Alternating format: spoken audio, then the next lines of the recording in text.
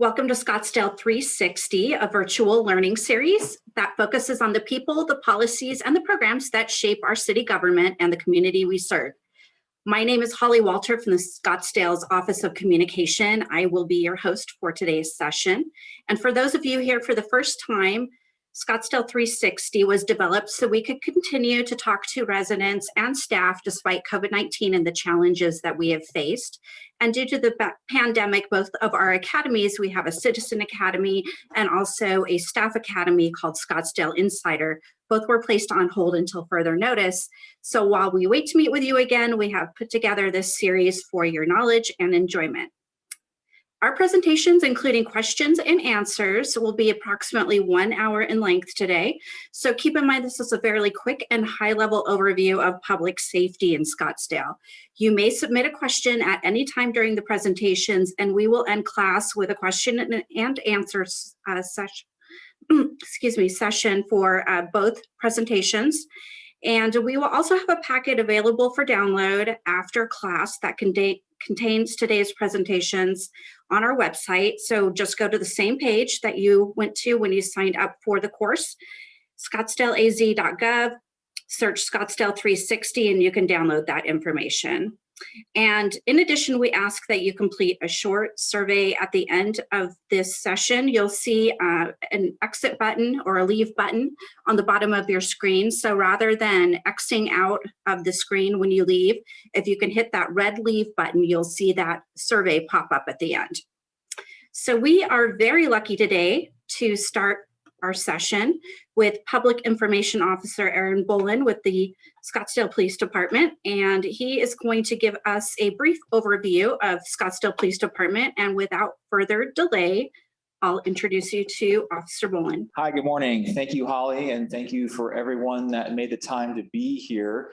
I'm very excited to share the information that I put together with you about our police department, and again, an overview of it, but the fantastic people that we have working for us here and what makes us a fantastic police department. The goal today will be to go over a little bit of the history of the department, but also highlighting the 3 different bureaus that we have. And again, some of the people and things that make up the wonderful police department we do have. It encompasses a lot. There's a lot of people working for us here at the police department. But history-wise, it all started shortly after the city of Scottsdale was incorporated in 1951. That basically started Scottsdale as being its own township. They had a town marshal at the time. Prior to 1951, law enforcement had been Maricopa County deputies or constables. In 1963, the marshal's office officially becomes the Scottsdale Police Department, and they hire their first official police chief, Walther Nemitz. At the time, he had 47 employees, and the city was only 72 square miles, roughly extending from McKellips to Deer Valley Road. We've grown a lot since then. Scottsdale is now up to 184 square miles, again, extending from McKellips all the way up to Carefree Highway and a little bit beyond, where we have the Desert Mountain community up there. The city is divided into the 4 patrol districts. District 4, the Foothills District, is the most northern district. It's also the largest. Then the Via Linda District is from Cactus Road to McDonald Drive. And then the downtown district is down there highlighted in green, and that goes from McDonald Drive to Osborne Road. And then our McKellips district is Osborne Road down to McKellips. Each of those districts are divided into beats. There's 20 beats in all. And that information and those beats are basically created based on data that our crime analysis unit and our planning and research and accreditation division put together for us to know about what calls for service volumes need to happen, where the population densities and things of that nature. We try to be as strategic as we can to serve our citizens as best as we can. Fun fact, if anybody knows or doesn't know, but the geographical center of Scottsdale is actually Pima and Pinnacle Peak. By the numbers, our personnel. So when Walther Nemitz took over in 1963, he had roughly 50 people and 72 square miles. Now we have 184 square miles We have around 400 sworn officers, and this includes everybody from the chief of police to the newest rookie going to the academy. Our professional staff totals around 300 people. And we'll talk a little bit more about how that's broken up and put into our department as far as the different bureaus go in our organization. But the professional staff includes everyone who's not considered to be a police officer per Arizona statute. All of our officers are state certified officers. They actually go to some type of police academy that certifies them to be a police officer in the city of Scottsdale. What that allows us then to have as state certified officers is that if we need to go into a different jurisdiction to apprehend a suspect, maybe our detectives need to go do follow-up in a different jurisdiction, we still have state police powers to basically handle those types of investigations or those types of apprehensions without having to always rely on our neighboring agencies to do that work for us. Now, we partner very well with our neighboring agencies, but if we all had to tap each other on the shoulder every time to ask to do an apprehension or to assist with an investigation that we could do for ourselves, it would be very time consuming for them as well. Our current chief of police is Chief Walther. He's our 7th police chief, and he was appointed in March of 2021. He oversees our 3 assistant chiefs who manage the 3 different bureaus, which we'll talk about here in just a few minutes. And he also guides the overall direction of the department. Chief Walther encourages all his employees to be more in their careers, but also in the service of the citizens. Let's talk about our bureaus. First one we're going to highlight is our Uniform Services Bureau. And this basically includes anybody who wears a uniform in their daily duties. So that includes all our patrol officers, and that's our line level patrol officers to our sergeants, lieutenants, and commanders that are working in the different districts and those different beats we talked about. Then our canine officers, our mounted officers. We're one of only a couple agencies in the valley that has a mounted patrol. Our bicycle officers, traffic officers, and motorcycle officers, our school resource officers. Really important to have those partnerships in the schools so that we can help to mentor kids, but be very approachable to our community as well in that realm. Our newly formed crisis response team, and that's a group of officers who are going to go and handle a lot of our mental health calls for service that come out to help alleviate some of that load on patrol. And then our detention and jail staff. In our Professional Standards and Investigative Services Bureau, that's where we house internal affairs, our training unit, and our community engagement team, which is part of what I'm part of. The Forensics and Crime Lab, all our detectives, and our SWAT and our technical team. So we have a SWAT team that's more operations based. They're the ones that are actually the boots on the ground, but we actually also have a tech unit that has robots and drones that we can use for different types of surveillances, calls for service, and things of that nature as well. Our Police Crisis Intervention Service, or our PCIS service, is one thing that we also have as well. Property and evidence. When we make an arrest or we need to gather evidence and things, it all has to be stored in a place that we can obtain it later for prosecution. And our Operational Services Bureau. Our Operational Services Bureau contains everything else that's not encompassed in the other 2. Our 911 call center and dispatch, our police resource management. Our police resource management are the ones that get us our vehicles. They get everything for us as far as our equipment goes. Our 911 call center and dispatch, we have both.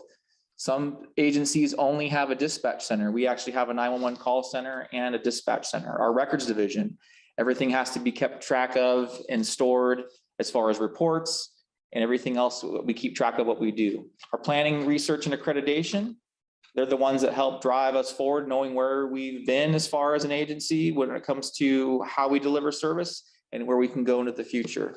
And our budget, technical services, and municipal security. Each of these 3 bureaus is very important to the success of our department and our ability to serve our citizens according to our mission. And the Scottsdale Police mission is this. Scottsdale Police Department, in partnership with the citizens of Scottsdale, recognizes the changing needs of our community and law enforcement's role in addressing those needs. Furthermore, we pledge excellence, initiative, and integrity to enhance the quality of life throughout our city, knowing those we serve deserve no less. Let's talk about this photo. What bureaus are represented in this photo? There's actually quite a bit if you think about what it takes to get an officer actually on the street to serve the community. There has to be hiring. You have people in personnel to help do that. Our technical services, they're the ones that help put the computers in our cars. They're the ones that help us with our radios that we use to communicate. Our police resource management team, they're the ones that obtain our patrol vehicles, that obtain our uniforms, that obtain our equipment for us. You have to have patrol officers. You have to have people that are willing to do the job of a police officer. And then training. All officers go through extensive training, both academy training, field training, and ongoing in-service training to get to the point where they are here on the road serving the community. I thought it might be interesting to take a look at a basic sort of call for service or activity. This is one that would be basically generated from an officer or officer-initiated incident. We call it on-view activity. It's basically when an officer observes something and then takes action on it. So in this case, you'll see how many different people actually get involved in a situation that maybe seems as simple as a basic DUI and traffic stop. Patrol officer observes the vehicle swerving all over the road. They're there because, again, of their being hired, they're being trained. They recognize these signs and symptoms of possible impairment and want to get this driver off the road so they don't hurt anybody. They use the radio to let dispatch know of the activity. So again, we have our communications piece that comes from our technical services division, our dispatch, and everybody else that supports those. The officer makes the stops, they conduct their investigation and decide they need to arrest the driver for DUI. The suspect then will go to our jail facility typically. They're booked in by our detention staff. So that's another piece of the puzzle where it all fits together just right to make a good picture of what we need to do and how we need to serve our community. After the suspect gives their evidence to us per state law, all that has to get entered into our property and evidence record system. And also the crime lab is there to analyze the blood samples so that we can show with regards to justice and proper chain of custody that this blood was taken from this person and either show that they were impaired by legal standards or not. When the officer is done with that initial part, they write the report, they submit their charging documents, that all goes through our records division, which then funnels that off to our court system. The officers catalog their body camera video, which again, all gets managed by our records division. And that's a basic on-view activity where there was to be an arrest made. Not every situation, not every traffic stop obviously ends up this way, but I wanted to try to give it an example of how many different people it takes to do basically one sort of case like this. Let's look at another one. This would be something a citizen may be initiated by calling 911. A citizen is physically assaulted by a neighbor who also threatens to shoot them. That would be something we would want people to call 911 for. And we're glad that we have people there to take that call and to dispatch officers to go help them. So when that happens, the dispatcher will send the closest officers who arrive on scene. Once they're done with their investigation, in this case, for an example, they arrest the neighbor. The suspect then goes to the jail, or again, detention staff, they come into contact with them. In this case, to give an example, this happens every once in a while. The suspect assaults detention staff and damages property in the jail. Well, this would be a situation where now we have a crime for city facility or a crime against people that we might actually get our crime scene specialists involved to come and document, take photos and things of that nature. Once all that's done, everything like before for the DUI, the records gets involved, the case gets funneled off to the proper court system. In this case, it would be the county attorney. If the suspect doesn't show up for court, the judge issues a warrant. Well, all that gets transmitted back to the originating agency and to the state. And because of our technical services division, we have access to that information on computers, which helps us out when we're running people for warrants checks. Because of the suspect's violence potential and what they already showed a propensity for before, let's say the SWAT team decides they're going to take over surveillance, and they do, and they eventually catch the suspect, take them into custody. But during that surveillance, they notice that the suspect appears to be selling drugs from the home. This would get our drug detectives or other detectives possibly involved, who then may go seek out a search warrant to search the home to either prove that activity is existing or not existing. In this case, again, as an example to get more people involved and show you what we can do as a team, they do find large quantities of drugs for sale and weapons in the home. Again, property and evidence, we'll get all that. Records division will get all the copies of the reports that the officers generate based on their activities, documenting the incident, and all that gets handled by so many people in this agency.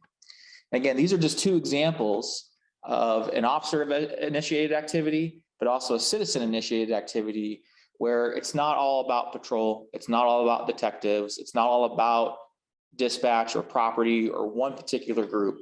We all do work together through the 3 different bureaus to make sure that we are investigating crimes, helping victims to get the justice they deserve, but also bringing good cases forward to the courts so that we can get the prosecution when needed.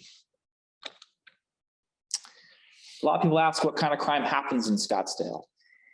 As you can see, about 90% is property crime. That includes our theft, our burglaries, and auto thefts. And these are different things that we report to the FBI to let them know what's going on.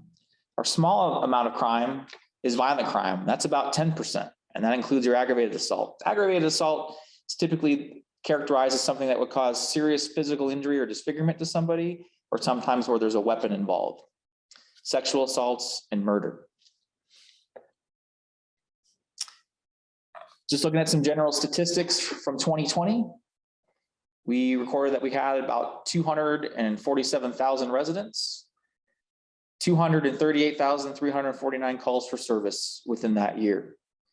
And as you see, about 163,000 or so of those were actually from the citizens. The other portion of that made up is from that officer on view activity that we already kind of talked about. We want officers out there trying to prevent crime when they can, but also looking for opportunities to slow people down and make sure the communities are safer. Average response time is around 5 minutes and 24 seconds. You can think back to the beginning of the presentation and look at the map of Scottsdale and how long it is and how much bigger that District 4 area is, and not necessarily as populated or as dense as some of the other areas. That average response time reflects the average response time for the whole city, taking into account that larger land area up at the top, but also the smaller, more compressed areas down toward the south part of the city. And it's just an average of all the response times for emergency traffic. I know some people say, well, I waited over an hour for an officer to come to my home to take my report. This reflects averages for emergency calls. So when a crime is active and we need to get there as quickly as we can. In 2020, we took 19,000 reports, issued about 16,000 or so citations, and arrested about 8,000 people. The averages so the numbers on the citations and the arrests are down a little bit from previous years, and it might be due to the pandemic effect. We're not really sure yet. We haven't compiled all that to know 100% why, but it is worth noting that those are both down. Our community partnerships. We have community partnerships with Neighborhood Watch, with the Citizens Police Academy, which Holly already mentioned. And unfortunately, the Citizens Academy is on a hiatus right now, but we are looking for ways to possibly make it a virtual experience, something very similar to what we're doing today. Our Scottsdale Public Safety Teen Academy, and that's a really great team up between Scottsdale Fire, Scottsdale Police. It's put out through the school resource officers to all the high schools. And for a week every summer, our teens that apply and get accepted get to go through a week-long program of getting to experience some of the training and situations that police and firefighters would find themselves in. We also have a Scottsdale Police Cadet program, and that's for youth who are interested in pursuing a career in law enforcement in the future. Our other community partnerships include our partnership with Fashion Square Mall, still believe one of the 4th or 5th largest malls in the entire country, and we partner with them to do as much as we can for them. After the riots in 2020, we were able to partner with them a lot and get access to some of their video footage and use that in combination with some of our video footage to then use that to boost our investigation ability to track down more suspects. Even though we didn't catch that many the night of, we haven't given up, and we are still pursuing some of those suspects actively, and the investigation is still ongoing for some of that. Our Thunderbirds are the ones that run the Phoenix Open Golf Tournament every year, the Thunderbirds charities, and they do a lot for our community as well, and we enjoy partnering with them for that large event. It's one of the biggest golf tournaments if not the biggest in the country, and it's a huge draw for the city of Scottsdale. Our Charo is also a local charity organization, and we partner with them and help with the spring training games as well. And the Bob and Renee Parsons Foundation. This is just, like Holly said, a brief overview of what we have, the different bureaus we have, who our chief of police is, and sort of our mission and what we're all about. The community partnerships we have aren't just organizations necessarily. They don't need to be. We're willing to partner with any citizen who's willing to partner with us, bring things to our attention. Let us know what's going on in your neighborhood. We would love to be able to help you if we can. There's other ways to get in touch with us. We have social media presence, and that's all listed here on the screen for you, as well as go to ScottsdalePD.com. At ScottsdalePD.com, there's different portals you can go to. There's actually ways you can report a crime, report a tip, and get in touch with us that way as well.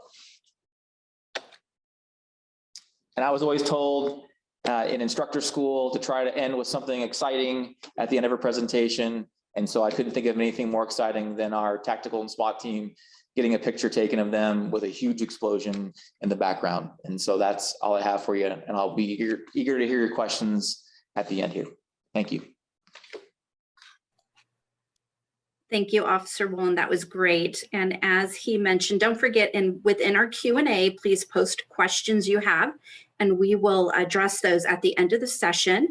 But next, we're going to hear from our fire department, and our Deputy Chief, Carrie Swick, will give you an overview of what's happening in fire. So I am pleased to turn the time over to him. Thank you, Holly. Can everybody see me? Yay, hi. Good morning, and thank you for spending your time with us this morning. We're like the police department, we love sharing what we do for the citizens of Scottsdale, because, well, hey, we love doing it. And again, like Scottsdale Police, I think Scottsdale's public safety circle is really well-renowned and very high standards, very high customer service. So thank you, Aaron, for your group as well as great partners. Thank you, Chief. Yes. Okay. Good. Sharing.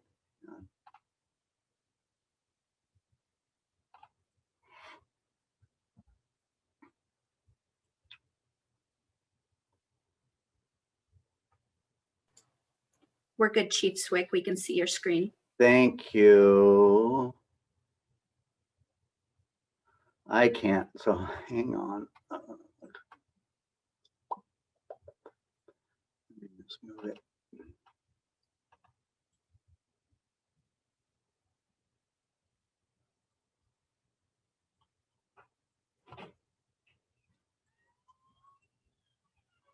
There we go. Well, we'll just go do it this way. So again, thank you. The Scottsdale Fire Department's mission is we care for you, and that's all encompassing. So we care for the customer, both the emergency and non-emergency customer. We care about the fellow city employees and really pride ourselves on taking very extraordinary care of you. And that extends to the fire department members themselves too.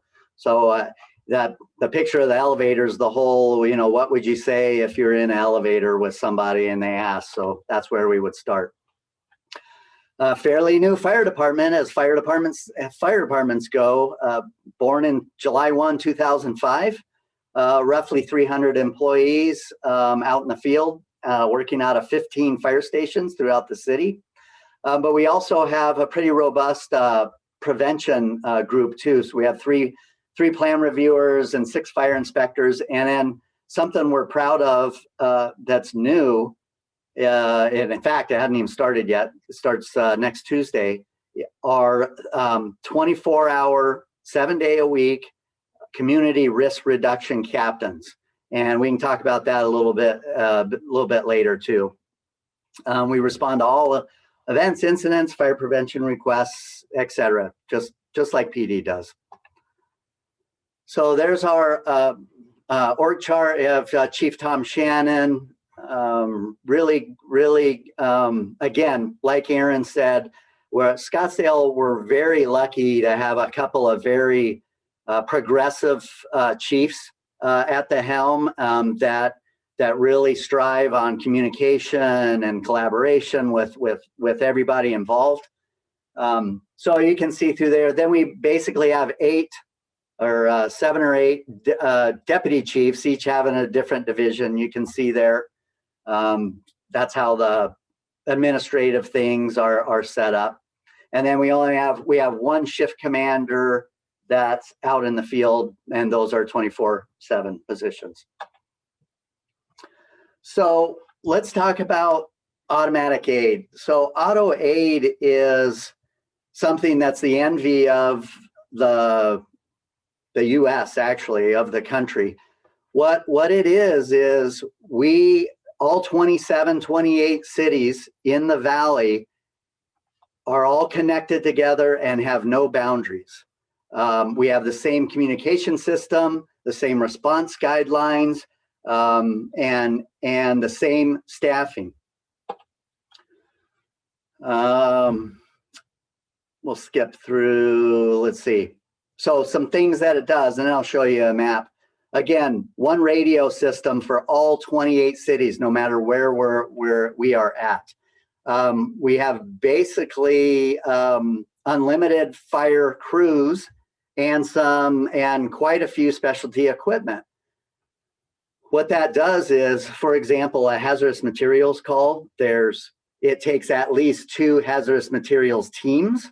Well, if we didn't have the auto aid where we're all sharing our resources, Scottsdale would have to pay for 2 hazardous materials teams. That's the certifications, the truck, the equipment, the continuing education, all that, very expensive. With the auto aid, we only have to have 1, Tempe only has to have 1, et cetera, et cetera.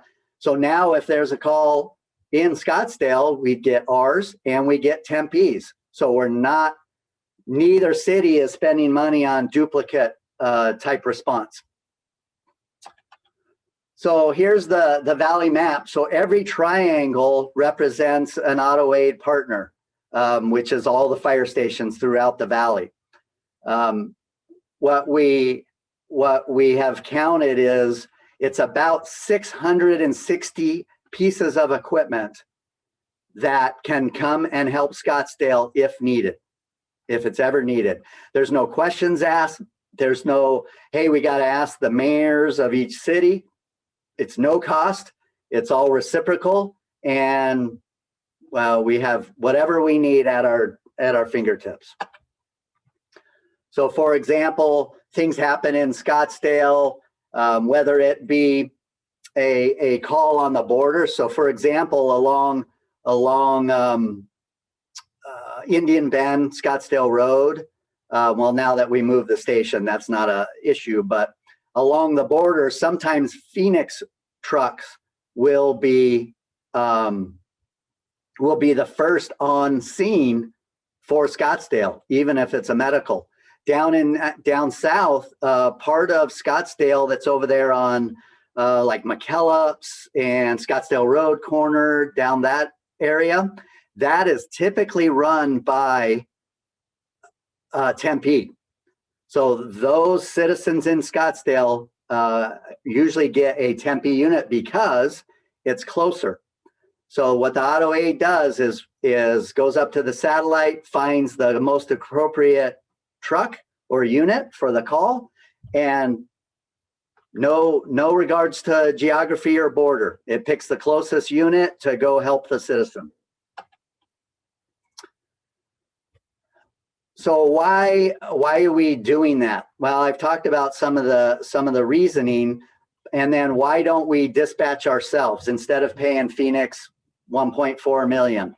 Well, because we have 1 dispatch center that does it, and if we were to do it ourselves, we're looking at $6 million just to build one or build something, and at least $2 million every year to staff it. So now with economies of scale, we pay $1.4 million. We get all the assets that are in the valley, not just Scottsdale. So here's a little hot map of the fire station locations, and you can see like down south, engine 275 takes, where I'm speaking, takes a little bit of Scottsdale's area, and that's okay. And what's amazing to me is we never get complaints that from the Scottsdale citizens that a Tempe unit didn't provide good customer service. Everybody is on the up and up and does a great job helping whichever citizen they're working on. Why do we talk about response times and fire station location? That's because time is dangerous.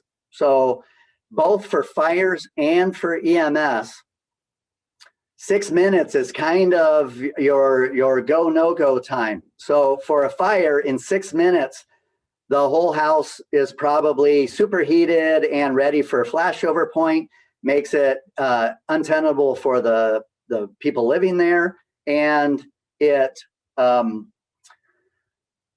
is not safe for firefighters to go in now at this point either.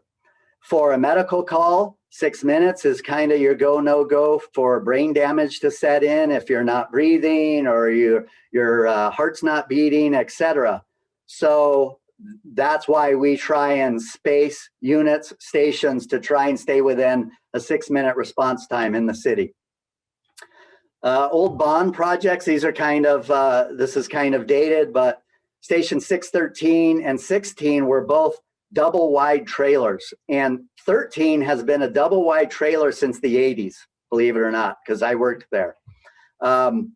Those are now full permanent stations. They're very nice to go visit and look at if anybody wants to. Station 5, Station 3 is brand new now up on Indian Bend. That's a really nice place too.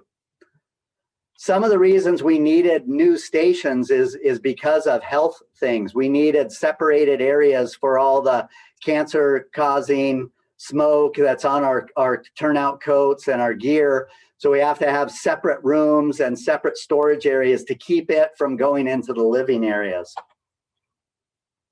Strategic plan, we develop a strategic plan was every 5 years, but we noticed that things change too quickly to do 5 years. So we're now down to 3, and we just did one last year.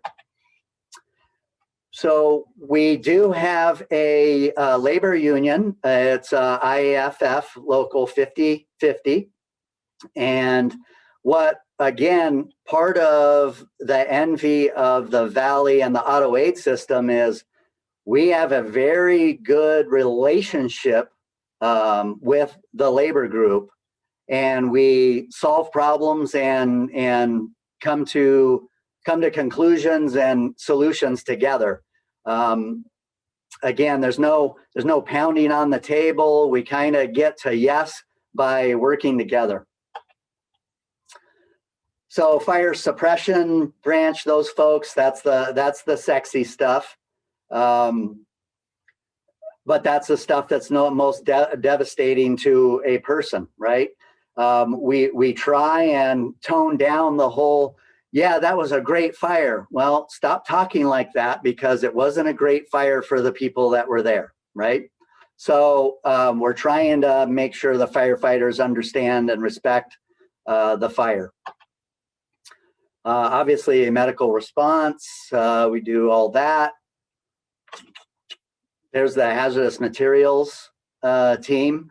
Again, we have our hazmat team, the vehicle and equipment we got back in 2010, all by a grant. After the 9/11 Commission, we applied for a grant and actually got items for police and fire that year. And then every year after, we get a little bit to maintain it.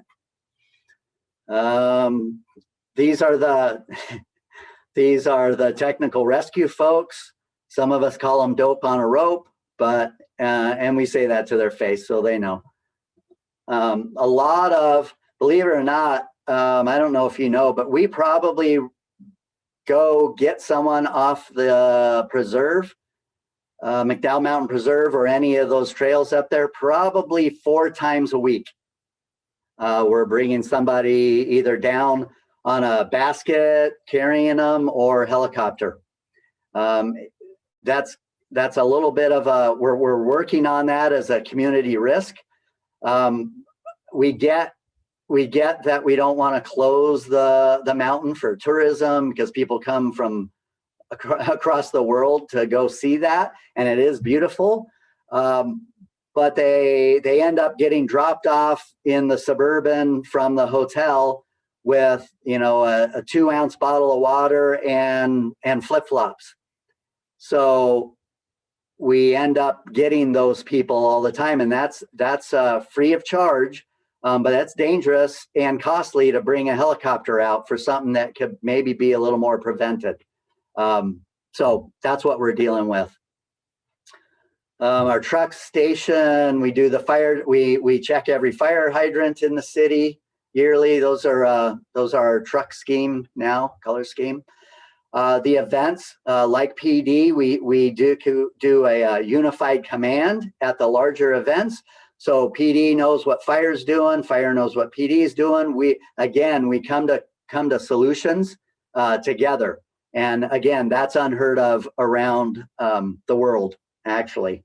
When Super Bowls come here, it was a really amazing story. The first Super Bowl, the NFL argued with that we do it that way, that we have a unified team, and that's where decisions are made. They're used to only law enforcement and throwing 1,000, officers and things at a Super Bowl. They didn't like how we did it. They said they would sue us if anything went wrong if we continued down this path. After the first Super Bowl, it was 42, they stood up, and the guy from NFL said, "I have to apologize to each and every one of you." That was the best public safety system we've ever dealt with. That is now our new standard. So bring us to Super Bowl 49. The Super Bowl is getting close, and we're like, well, NFL hasn't even called us. So we called them, and they're like, aren't you coming here to talk to us and brief and whatever? They're like, no, we'll come in about a week before because we know you guys know what you're doing. So very good. I love that story. So plan reviews, we conduct a fire plan review on everything that's built, and then we also inspect everything that's going to open. That again is unheard of for fire departments. We know and we have control of what building or occupancy or business is going to open. That is unheard of throughout the nation as well. We believe it's good for the customer because they're not moving into something that was substandard. We also believe it's safer for our firefighters because we know a building is open and what the hazards are or not. Some cities to the east of us or whatever, the fire department won't see the building until there's a fire or a medical emergency. So we're pretty proud of that. We do pre-planning both for buildings and for escape routes and things, and vegetation mitigation on the preserve area. That's really a big thing that we're doing now. And of course, public education with the kids and teaching CPR and all that is still ongoing. We hit quite a few people. It averages about 100,000 people throughout the year. Like PD, we're in a hiring frenzy. Part of that is because of our July 1st, 2005 born on date. 85% of the fire department can retire in 4 more years. Everybody can go. I mean, 85% can go because there's no feathering of people leaving, people coming in. We all started. We will all end near the same date. So we're hiring, training, and it's difficult, but so far so good. I think we're doing about 20 people a year every year now, bringing them in. And of course, car seats and charity work and dog stuff. We like doing it all. So that is all I have for you folks. And again, thank you for your attention. I know I talk fast and a lot of ums, but I'm not a PIO guy like Aaron. You did great, Chief. Thank you so much. Thanks. Okay, we have about 20 minutes actually for questions. So I hope our participants will post those in the question and answer. We do have a couple in the queue, so we'll start with those, but please ask your questions of the Chief and Officer Bolin, and we'll send those over and address those right now. Officer Bolin, our first questions have to do essentially with traffic control and enforcement. One question was from participant Rick Milburn, and he was asking specifically about Hayden and Thomas Peak and speeding at night. He, can you talk a little bit about police presence, how that works within traffic? He also had a question about the loud exhaust on cars. Is there a noise level ordinance in Scottsdale? How does that work? Thank you, Holly. Yes, and thank you for the question.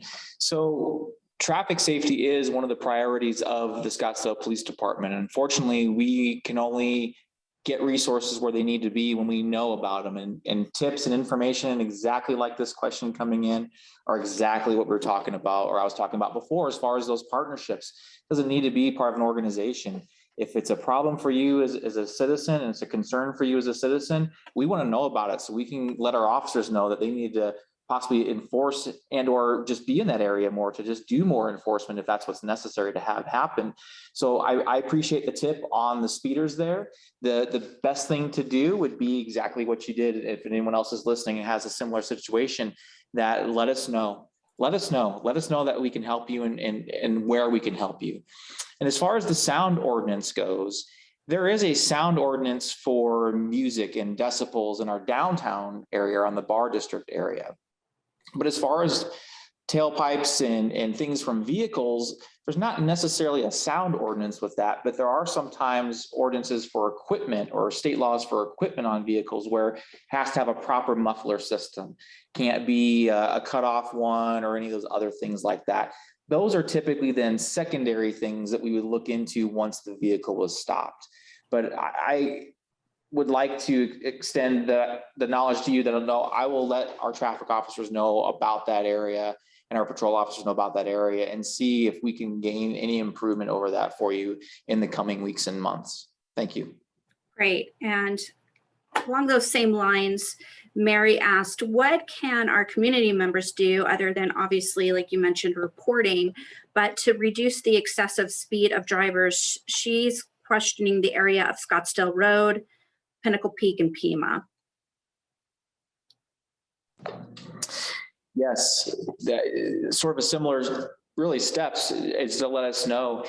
If we can't possibly guarantee or get officers in that area in patrol cars or in motorcycles or things of that nature, then knowing where some of these higher complaint areas and higher speed areas are might prompt us to then use some of our camera system enforcement to then put those types of systems in that place to then help slow drivers down and slow the speeding down in that area. So again, we can only really help sometimes when we know. The city's very, very big. We do have a lot of calls for service that we're going to in other areas of the city that need our attention unless we know about something. And we always appreciate hearing that and knowing where we can best direct our efforts, again, to make you feel safer as a citizen, but also to help you and the annoyance it might be to you sometimes, as well as with the noise related to it, but also the dangerous nature of what speeding can also present. Would it be best for a citizen to call the non-emergency number? How do they report something like that?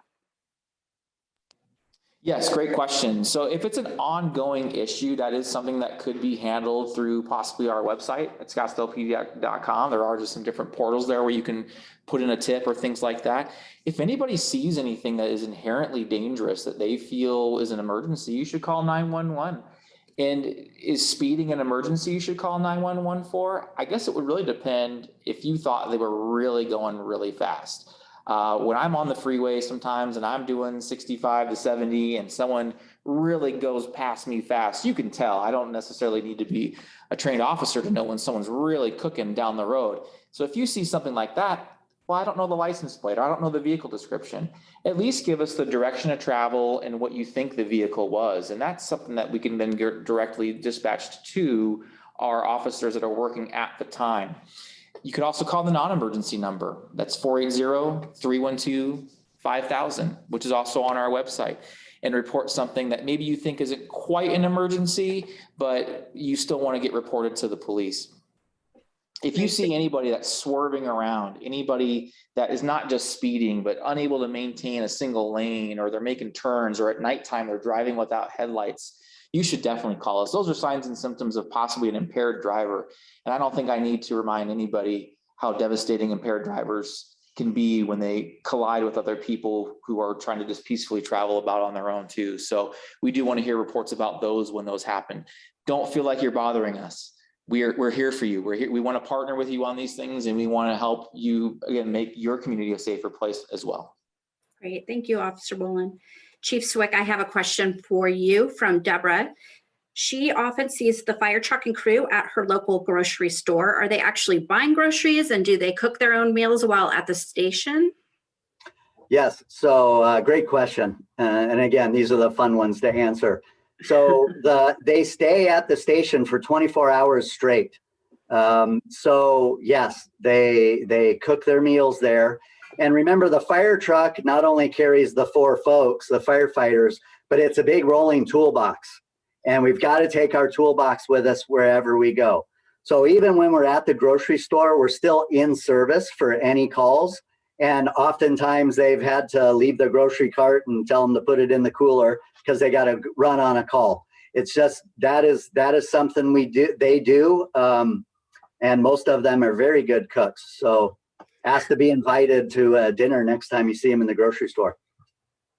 That's a good tip.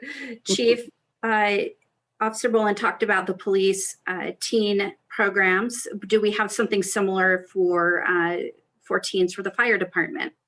Not as robust, no. We have the Teen Academy that just took place in June, and that's a fire academy, just like PD. Actually, it is a PD fire combo.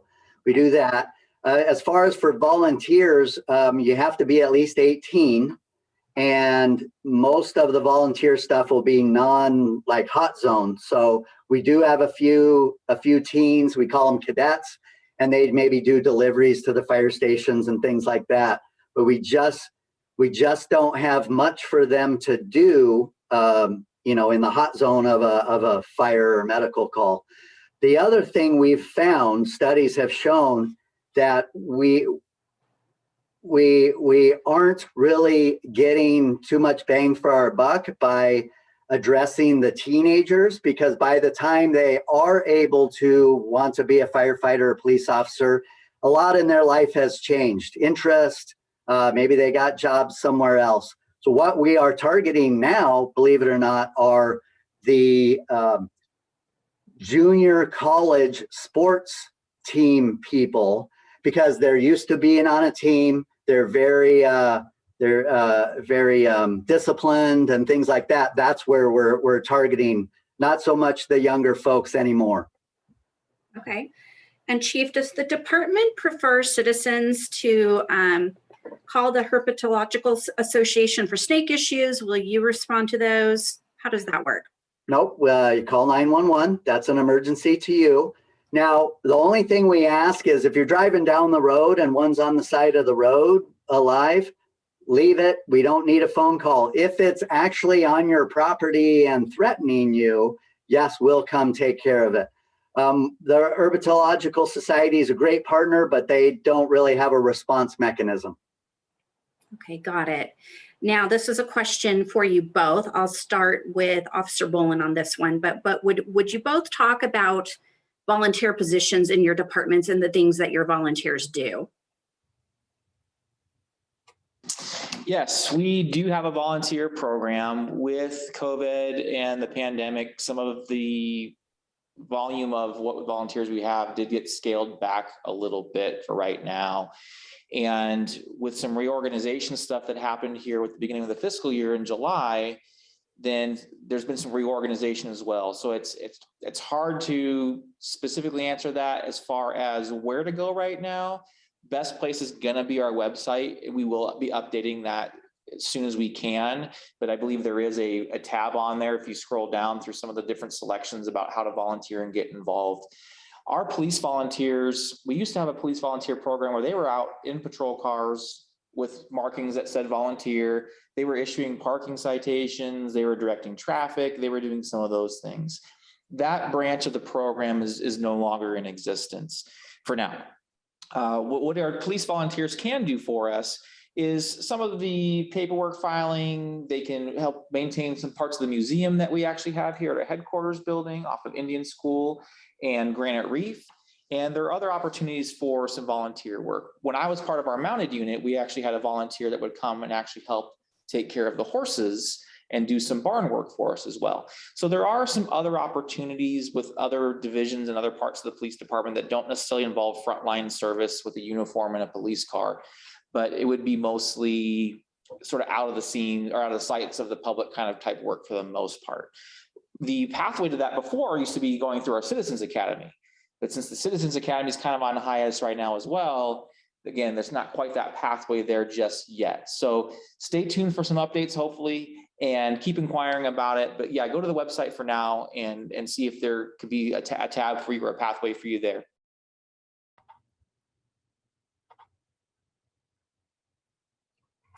So for fire, we, so I spoke about kind of the teens or whatever, but for the more mature volunteer, our entire public education program that Lori Schmidt takes care of is completely run by a great group of volunteers.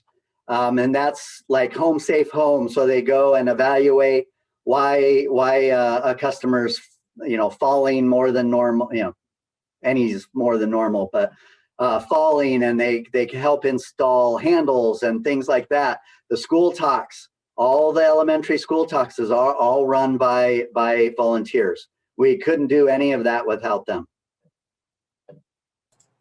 Yeah, I have to agree. Our volunteers are incredible. And, we have great volunteers throughout the city who really help us in a variety of positions. So if that's something any of our participants are interested in, please visit our website and look for more information on our volunteer programs. We are climbing out of COVID, so we have had to have a hiatus with our volunteers in several areas, but hopefully that will pick back up, and we're always looking for great people in our city. Officer Boland, since Scottsdale doesn't have its own helicopter for rescues, does the crew come from Phoenix with the helicopter, or is it Scottsdale crew that supports the helicopter crew from the ground only? And I guess this could be answered by either of you, but and they would also like to know, is there a color of the helicopter we'd look for if we see it flying overhead? Aaron, you want to go for police stuff first? Sure, because it'll be a little shorter than your answer. Yes, yes. The Scottsdale Police Department does not have its own helicopter. When we do need a helicopter, we will ask for help from DPS, Maricopa County, Phoenix, Mesa. A lot of our neighboring cities have a helicopter for us to use.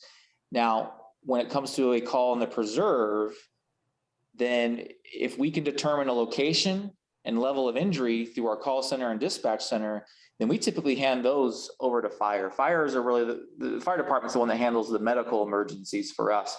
We would use a helicopter more for police situations where we wanted to get on top of, see over a house or a building, or maybe on the roof of something like that, or to track a suspect through the city when they're in a vehicle or something of that nature that's not medical related. If it becomes medical related whatsoever, we usually hand it over to fire, and fire has a very robust of aircraft that they can call from. Chief? Thank you, Aaron.